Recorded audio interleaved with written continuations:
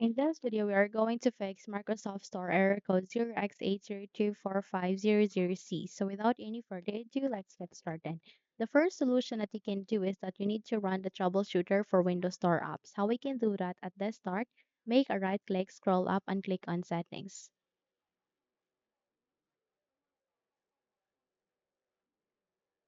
Once you have bring up the settings window, please proceed to the search bar here at the left side.